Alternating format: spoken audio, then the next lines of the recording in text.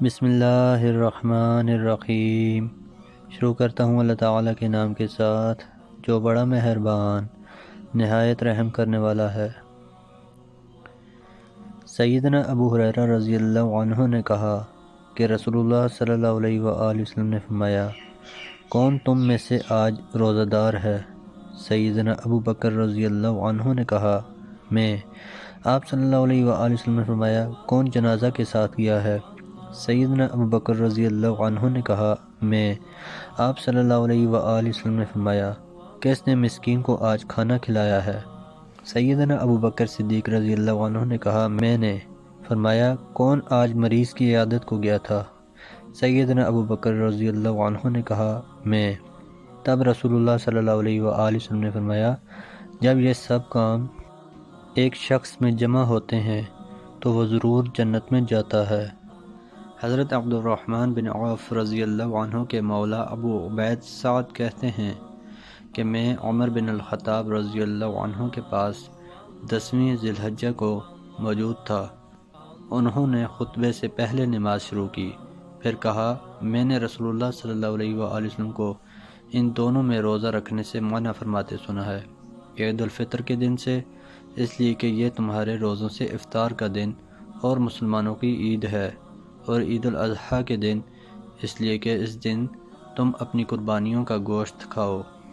سیدہ اسماء رضی اللہ عنہا سیدنا ابو بکر رضی اللہ عنہ کی صاحبزادی آئیں رسول اللہ صلی اللہ علیہ وآلہ وسلم کی خدمت میں اور عرض کی کہ یا رسول اللہ، میرے پاس تو کچھ بھی نہیں مگر جو سیدنا زبیر رضی اللہ عنہ مجھے دیتے ہیں، تو کیا گناہ ہوگا اگر میں اس میں سے کچھ صدقہ دوں؟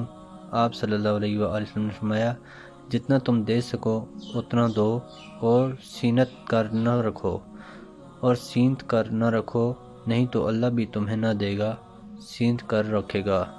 سیدنا ابو ہریرہ رضی اللہ عنہ راوی ہیں کہ رسول اللہ صلی اللہ علیہ وآلہ وسلم نے فرمایا، اے مسلمان عورتوں، کوئی تم میں سے اپنے ہمسائے کو حقیر نہ جانے، اگرچہ ایک بکری کا کھر ہی دے، یعنی نہ لینے والا اس کو حقیر سمجھ کر انکار کرے، نہ دینے والا شرمندہ ہو کر دینے سے باز رہے۔ سیدنا ابو ہریرہ رضی اللہ عنہ نے روایت کی کہ رسول اللہ صلی اللہ علیہ وآلہ وسلم نے فرمایا، 7 شخص ہیں کہ اللہ تعالیٰ ان کو اپنے سایہ میں جگہ دے گا، یعنی عرش کے نیچے، جس دن اس کے سوا اور کوئی سایہ نہ ہوگا۔ ایک حاکم منصف جو کتاب و سنت کے مطابق فیصلہ کرے، خواہ بادشاہ ہو، خواہ کوتوال وغیرہ۔ دوسرے وہ جوان جو اللہ کی راہ میں عبادت کے ساتھ بڑا ہو۔ تیسرے وہ شخص جو مسجد سے نکلے اور دل اس کا مسجد میں لگا رہے۔ چوتھے وہ 2 شخص کے محبت کریں آپس میں اللہ کے واسطے، اسی کے لیے ملیں اور اسی کے لیے جدا ہوں۔ 5ویں جو مرد ایسا متقی ہو کہ اسے کوئی عورت حسب و نسب والی مالدار زنا کے لیے بلائے اور وہ کہے، میں اللہ سے ڈرتا ہوں، اور زنا سے باز رہے۔ 6 جو صدقہ دے ایسا چھپا کر کہ داہنے کو خبر نہ ہو کہ بائیں ہاتھ نے خرچ کیا، اور یہ تصحیف ہے، صحیح یہ ہے کہ بائیں ہاتھ کو خبر نہ ہو کہ داہنا کیا خرچ کر رہا ہے۔ 7ویں جو اللہ کو اکیلے میں یاد کرے اور اس کے آنسو ٹپک پڑیں، یعنی اللہ کی محبت یا خوف سے۔ سیدنا ابو ہریرہ رضی اللہ عنہ نے کہا، ایک شخص آیا رسول اللہ صلی اللہ علیہ وآلہ وسلم کے پاس اور عرض کی، اے اللہ کے رسول، افضل اور ثواب میں بڑا صدقہ کون سا ہے؟ آپ صلی اللہ علیہ وآلہ وسلم نے فرمایا، تو صدقہ دے اور تو تندرست ہو اور حریص ہو اور خوف کرتا ہو محتاجی کا اور امید رکھتا ہو امیری کی، وہ افضل ہے۔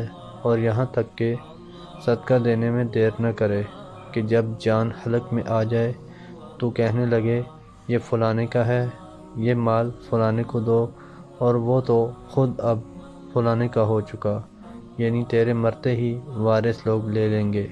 محترم دوستو، اللہ تعالیٰ سے دعا ہے اللہ تعالیٰ ہمیں ان حدیث پر عمل کرنے کی توفیق عطا فرمائے۔ اللہ تعالیٰ ہمیں دونوں جہانوں میں کامیابیاں عطا فرمائے، آمین یا رب العالمین۔ ویڈیو کو ثواب کی نیت سے زیادہ شیئر کریں۔ جزاکم اللہ خیرا کثیرا، والسلام علیکم ورحمۃ اللہ وبرکاتہ۔